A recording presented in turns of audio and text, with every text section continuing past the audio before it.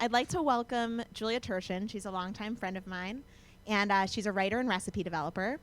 In addition to her newly published solo effort, Small Victories, Julia has co-authored such best-selling cookbooks as Spain, A Culinary Road Trip with Mario Batali, It's All Good with Gwyneth Paltrow, as well as Mastering Mistakes in the Kitchen, the Kimchi Chronicles, Hot Bread Kitchen, the Fat Radish Kitchen Diaries, and Buvette.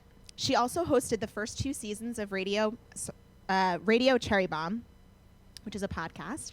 And Julia is famous for using simple techniques to demonstrate how small victories in the kitchen can help you become a confident cook.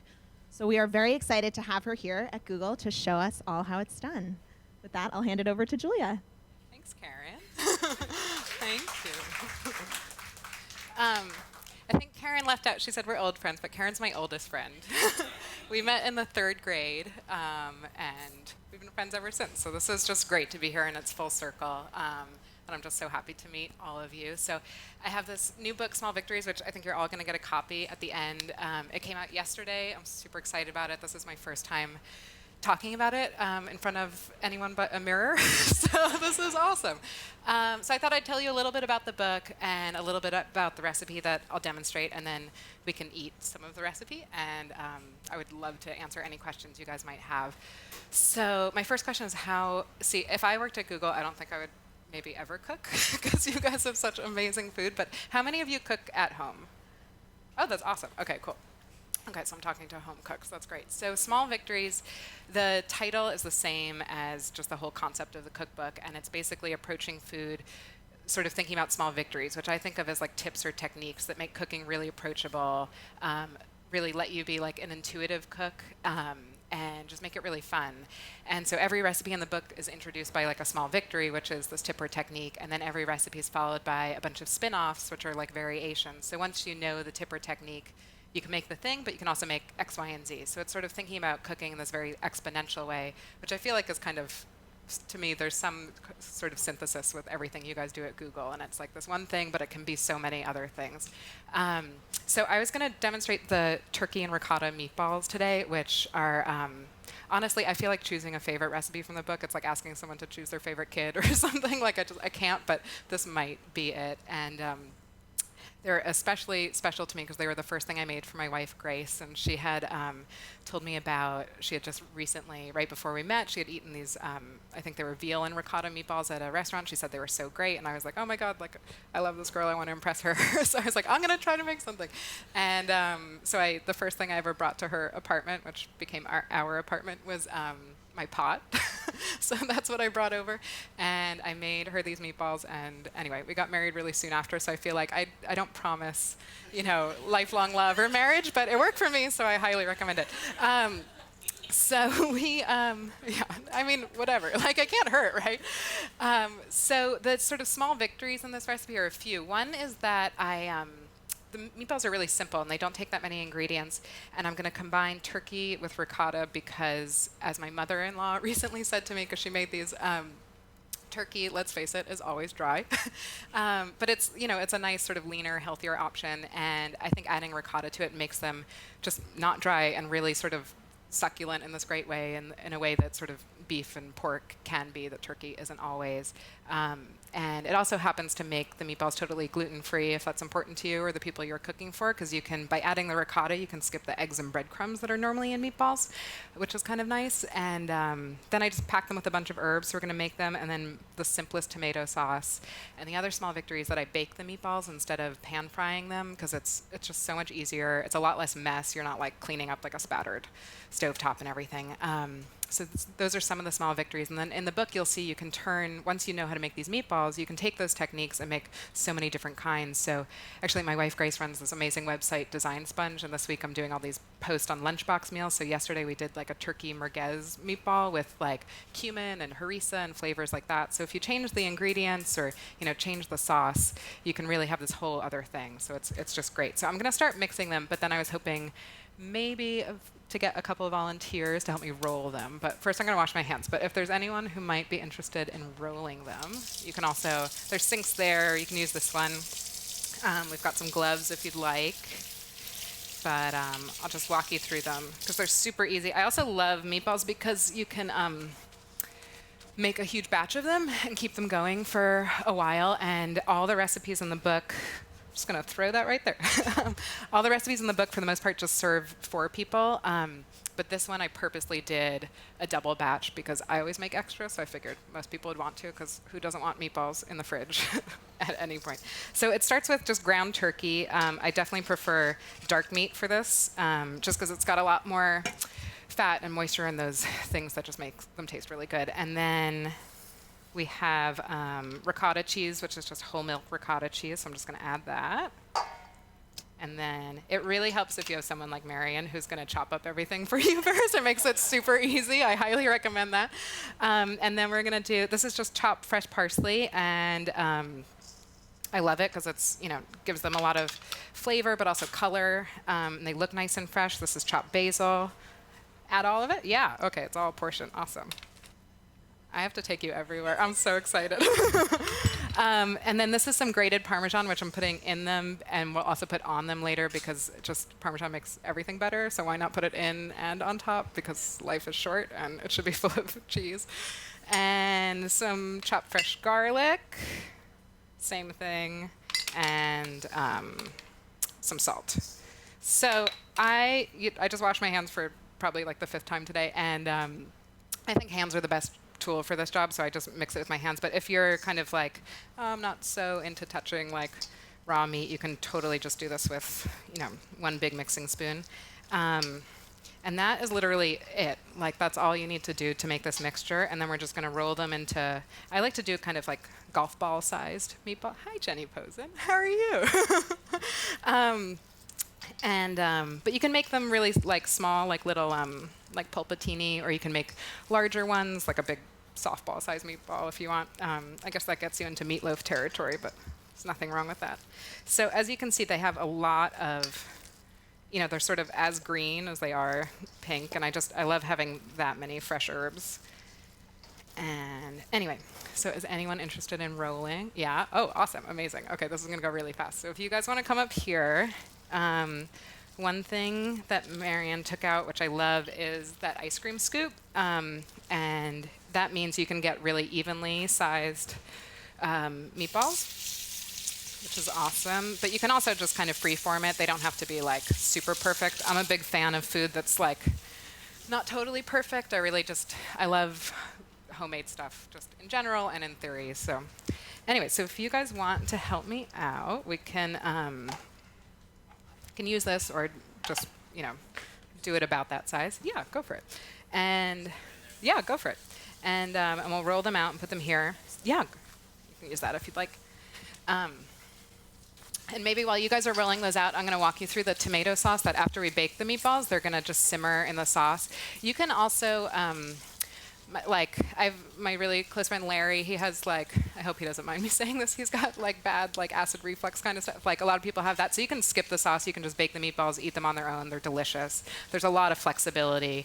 I really feel like recipes, they tend to be sort of seen as and treated as kind of prescriptions. Like, you have to do this exact thing. And I totally don't believe that. I feel like you can make them anything. It's your, it's your kitchen, it's your meal. Make it work for whatever your needs are. But I love tomato sauce, and I think they're delicious in it. So we're gonna make this, and it's honestly it'll take 10 seconds, and don't blink because you'll miss it because it's super simple. So I'm just gonna turn this on. Did I do it right? Oh no. Yeah. Okay. Great. And then all it is a little bit of olive oil, and then this is perfectly sliced garlic because I didn't slice it. And once this gets a little bit hot, I'm going to add this, and the oil kind of I always think of it, it kind of blooms the garlic. It starts to sizzle, and it just gets all that great flavor. So I'm going to let it get hot so it can do that. Then we're going to add, these are canned whole tomatoes, which I like to crush before, just so you don't get a huge tomato. But if you like really smooth sauce, you could run them through a blender or use an immersion blender, a food mill, whatever device you have. But I kind of like the sort of perfect meatballs. I like a little bit of texture in the sauce, so I like to just crush them with my hands, and put them in a big bowl. And that's, I don't know if any of you have kids or are thinking about it or are on your way like Karen, but it's a really great job for kids to do, to get in a big bowl of tomatoes and crush them. It feels like, oh my God, I get to make a mess, but it's for a good purpose. So that's always great. So this seems nice and hot. This is way better than my stove at home. So I just added that garlic, and I think you guys can see. I'm not sure, but I'll face it this way. When I add garlic to oil in a pan, I always kind of tilt the pot so that the garlic can kind of like fry in it. And obviously, if you had a ton of olive oil, you wouldn't need to do that. But this way, you don't have to add like so much fat to what you're making. So just kind of get it till it's like really nice and fragrant. And this, to me, is just the best smell in the world. I don't think there's really much better than that. Oh my God, they did it. That's amazing. Okay, so we're gonna add the tomatoes, and just maybe not wear like your favorite white shirt when you do this. That's my only advice. And those go in. And I am just going to add a bit of salt, and tomatoes definitely love salt, so don't be shy. And basically, this comes to a boil, and once it does that, I'm going to turn the heat down a little bit, and that is tomato sauce. So tomato sauce is something a lot of people buy in a jar. It usually is like filled with sugar and preservatives and all this stuff. Fine if you like those things, but if you don't, it's really, like, to me, this is the most delicious sauce, and it's really that easy. And this is something that you can make a big batch of. It freezes really well. If you're into like DIY stuff, you can buy great tomatoes right now at the farmer's market in New York, peel them, make your own sort of canned tomatoes. But that's it, and it's as simple as that. So these are going to go in the oven, and that's how they'll cook. I love this. Who made the little one? It's so cute. That's great. The only thing I'm going to do before I put them in the oven is just drizzle them with a little bit more olive oil on top, because basically fat helps things brown, also makes things delicious. So a little olive oil will help. And there's, I forgot to mention, there's olive oil rubbed on a piece of parchment on this pan, which again will just help them release. Basically anything that makes your life easier in the kitchen is great by me. So that's the purpose of that. It also makes cleanup easier because you don't have like that burned like turkey stuff on the pan once it's done. So a little drizzle. And then we're going to roast these. And then once they're cooked, we'll pop them in the tomato sauce.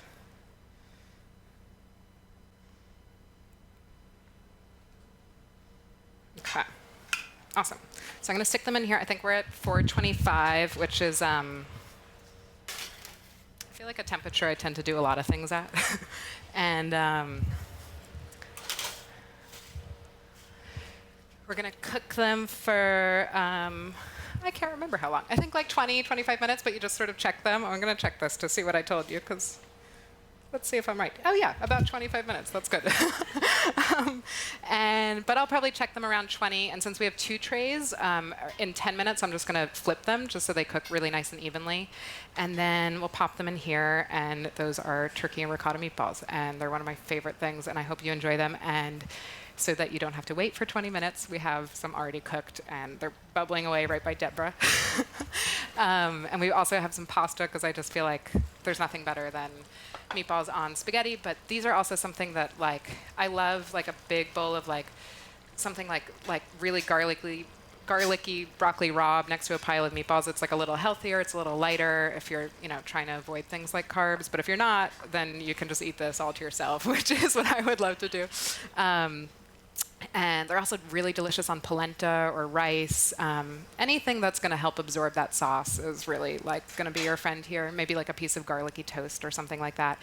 But I really feel like if you know how to make these, you just like, it means you have this really great like home cook thing in your fridge waiting for you when you get home from work. You guys all work like super hard. You work at one of the busiest places. And I feel like taking the time to make something homemade I think it's a sort of like empowering thing to do, and it's a nice kind of self-care moment, or great for your family.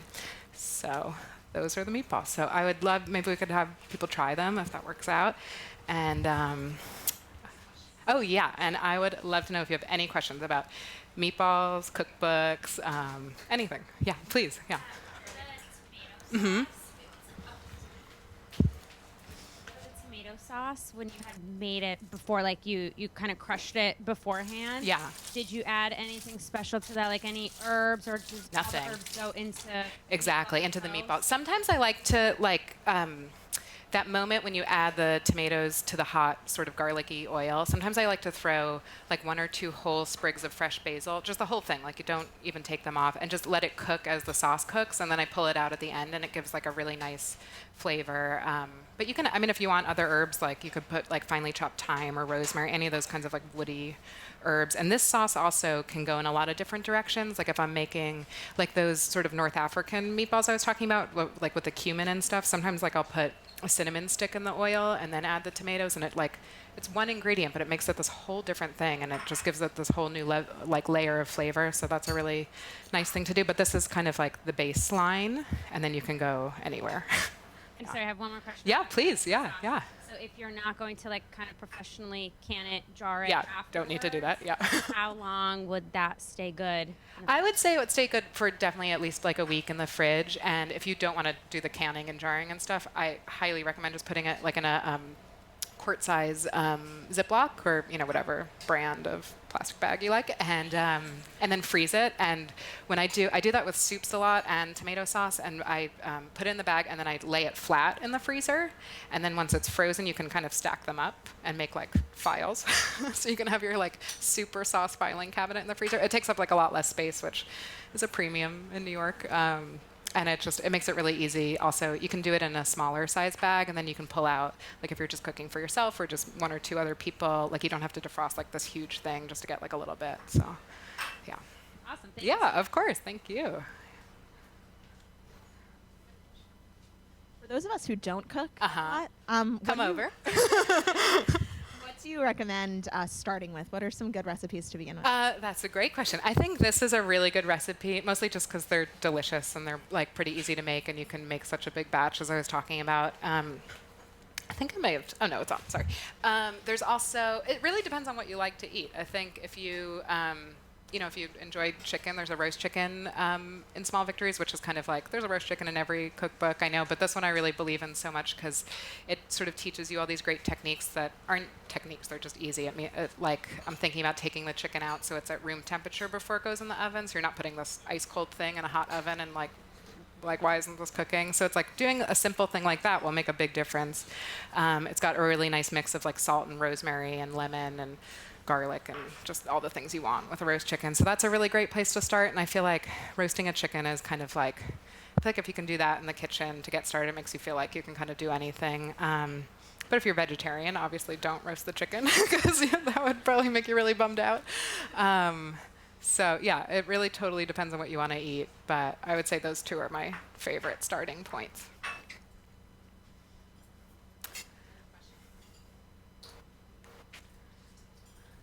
Hey. Yeah. Space is a premium, so my Yes. kitchen is about 1/30th the size of the countertop. Do you have any small victories or strategies or tools? For sure. Really, really tiny space? Yeah. So I now live in upstate New York. We kind of live in the middle of nowhere, and I now have a big kitchen. But prior to that, I lived in a series of studio apartments in New York and very rarely had a counter space. Like this to me is a lot of space. I didn't have that for a long time. But I have worked on cookbooks, and I've tested cookbooks in apartments with that kind of counter. So I've done a lot of cooking in really small spaces. I think a few things. One, a folding table is an awesome thing. And I have set up many in whatever space is near my kitchen when I'm doing a lot of cooking, because I think you don't really need much more space than this. Like you can't chop much more than this at a time, but my problem was always like, I cut up these onions or whatever, I'm putting them in a bowl to use, and then where do I put that bowl? So like having that extra space somewhere, the top of the fridge is a really nice spot for that. But I think having a small space really forces you to be organized, and to me cooking in New York was all about kind of shopping for just what I needed for that specific thing and not getting overwhelmed with so much on the counter or anything. And I think the other thing is like I love a blender. I love a gadget here or there, but I really don't think they're all that necessary. I honestly think if you have like a few good mixing bowls and a pot and a good knife, like you can make anything. And like I don't think you need that many gadgets or electronics like on the kitchen counter. So that would be my advice, is just to kind of pare down, and you can make a lot. So. Any other questions? Can you tell us more about how you got into this field? Sure, yeah. So I have cooked since like well before I can remember. I like truly can't remember a time when I wasn't cooking. When I met Karen when we were 8, I was already into food. And I have just always loved it. It's been my passion. And the thing I've also really loved is writing. And I always loved English classes. And my parents both worked in publishing. So it always felt very familiar and comfortable to me to be near magazines and books and sort of printed matter, which is fascinating to be here at Google. But I always loved combining my love of food with my love of writing. And at whatever age when you start writing like book reports, like middle school, that kind of, like I wrote about like what Huck Finn ate. Like it was always about food. I was always writing about food. And then I went to college in New York on the Upper West Side. I went to Barnard, and being in New York, as you all know, kind of gives you this sort of entry point to lots of things that you might not have access to in other places. So I started interning. I was an intern at Food and Wine magazine for a year. I worked for this great guy who produces food shows for public television. I just kind of got my foot in as many food doors as I could, and then worked really hard to stay on the other side of those doors. And the guy who produced all the public television shows, he worked on that show, Spain on the Road Again. And you mentioned the first book I worked on was called Spain, A Culinary Road Trip, which was the companion book to that show. And so that was really my starting point. And then it was kind of one thing led to another. And I feel like the best way I can describe my career is that I've never written a resume. It's all word of mouth. It's all sort of personal relationships. And to me, that's kind of the spirit of food. It's like about sharing, just these great things with other people. So that's been that. And it's a fun road. Hey. So you mentioned meeting your wife through a meatball recipe. Do you have any other fun date night recipes that Sure. would get you excited? Yeah, I think that's so funny. So I'm trying to think. I think one really great thing to do is to cook together if both you and the person you are, having a romance with enjoy cooking. That can be really fun to just kind of have an activity, and then you're making something together, and that's really nice. And it's nice to sit down and be like, oh, we both invested this time into doing that. You can both roll out the meatballs, whatever works. But also if the person you're with doesn't enjoy cooking, it really can be such a gift to cook for someone. Or if you don't really like cooking, you can just kind of gently push a cookbook their way, and make a suggestion, and maybe they like cooking, because I think cooking is just the best way to show someone you really care about them. It's been my means of doing that my whole life. And it can be simple. It can be like a sandwich that someone takes, to the office. I really believe cooking doesn't have to be over the top to be just meaningful by any means.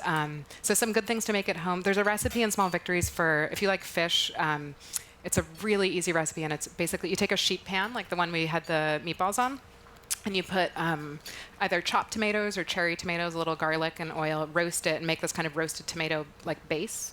And then you put some, I use flounder in the book, but any kind of flat, thin fish that will cook sort of quickly. And you put that on top of the roasted tomatoes. You put a little bit of olive oil, and I put some olives because I love them, but you can leave them out.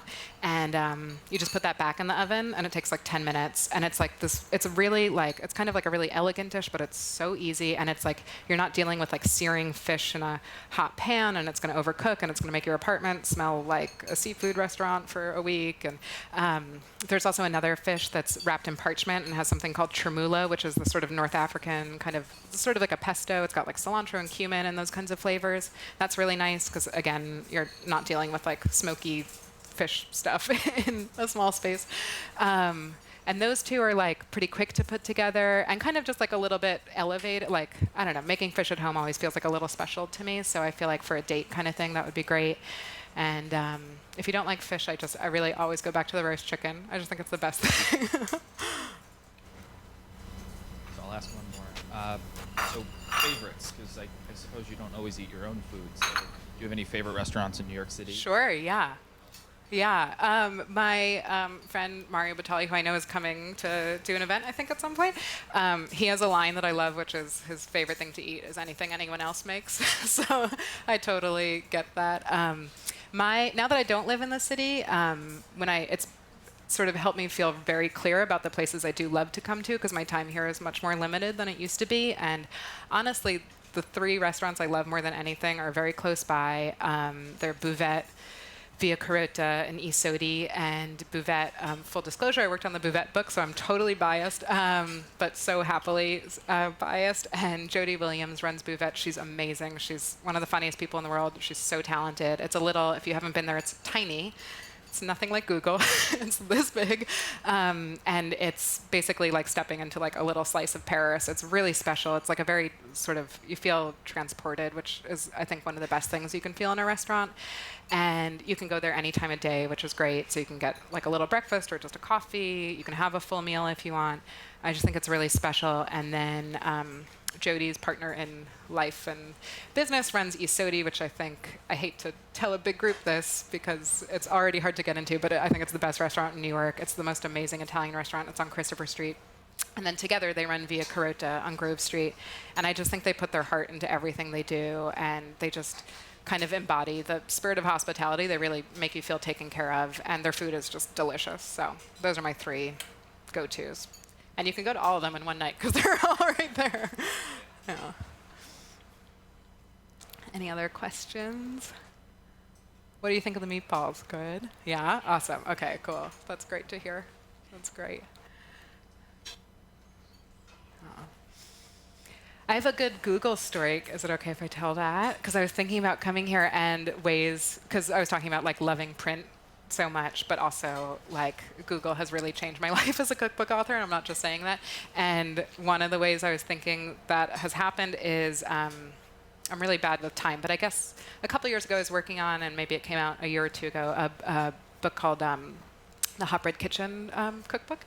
And Hot Bread Kitchen is this amazing organization. It's like a workforce development program. It's based in Harlem. They sell at the farmers markets and Whole Foods in New York, all different places. They supply some restaurants. It's a wholesale bakery, but it's completely employed by sort of immigrant and low-income women. And they get on-the-job training. They also get business classes, English as second language classes, all that kind of amazing stuff. And they're basically graduated from the program to go on to take management positions in other bakeries and sort of, cooking places in New York, or start their own businesses, which is awesome.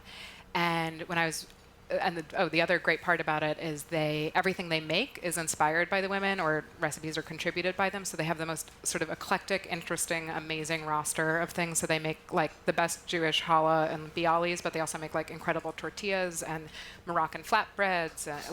They're amazing. So when I was working on that book, it was sort of me communicating with all these different women, trying to get their recipes written, trying to get, all these stories down. And there was definitely, at certain points, a real language barrier. And it's kind of amazing how much you can communicate with food without actually talking. So that was like interesting. But I could not have done that book without Google Translate, and I am so grateful for it. And to me, it was such an interesting moment of like, wow, this is making this so possible. And it was so clear to me in that moment. When I was on my way here today, I was just thinking, that would be a good story to tell here. So thank you, whoever works on Translate. Oh my God, that's amazing. I feel like this is good if you run. I've heard about carbo loading and stuff, so. Anyway, any other questions? Thank you for coming, by the way. This is amazing. Oh, I'm so glad you liked it. I was interested, you've obviously worked with a lot of really famous chefs. Who would be somebody that you haven't worked with yet that you'd be really interested in collaborating with in the future? That's a great question. I'm going to think about this for a second. There's a few that come to mind, and they're both in the South. And my wife, Grace, who we were talking about, is from Virginia, so there's part of me that feels very drawn towards the South. Maybe it's from that. But one does not need my help whatsoever, and her name is Vivian Howard. She has a PBS show. She has her own book. I think it's coming out in October. It's amazing. I got to see a little sneak peek of it. But I think her approach to food is just, it's so from the heart, and she's just such a talented chef. On top of that sort of really deep emotional connection to food. So I guess maybe I wouldn't want to work with her because I don't think she needs that, but I guess I would just like to spend more time with her. And the other is this great guy who I don't really know, but I had one conversation with, and his name is Ed Mitchell, and he is based in North Carolina. And I don't know if any of you read or watched the I guess, Netflix version, maybe, of Michael Pollan's Cooked. And Michael spent a lot of time with Ed Mitchell, and Ed Mitchell does whole hog barbecue, which is hard to say, in North Carolina. And he learned from his father and his grandfather, and it's passed down. And I feel like he has so many amazing stories to tell. And I think those stories are so important, and I think a cookbook is a great place to store those kinds of stories and a way to just be able to interact with them too, because not only do you get to tell them, like I get to tell you about like, oh, I met Grace and I fell in love and I made her meatballs, but also like, here, you can make meatballs too. So I feel like Ed has these really incredible stories that are just so much about his family, but also kind of the history of America, and they're important. So I hope those get written down. Yeah, of course. Hey.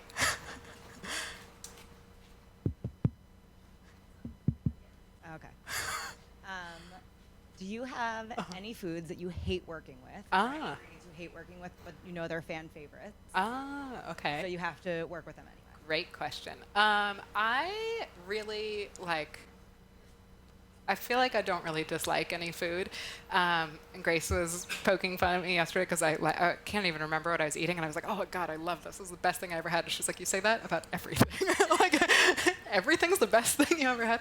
So there's not much I don't like. But I guess I feel like the thing I do try to avoid and try to avoid using in recipes, but also just eating, is just like super processed food, just things like I don't really understand. And I definitely have a soft spot for like a Cool Ranch Dorito or something like that. But like, I feel like those are the kinds of products I try not to use. And also it just comes from, I feel very strongly about writing recipes that anyone can replicate no matter where they are, and asking for a very particular brand of something is something I always try not to do unless I really have a reason for doing that.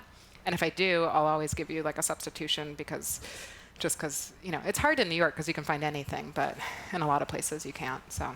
But I would say anything like super, super processed. Any other questions? No? Cool.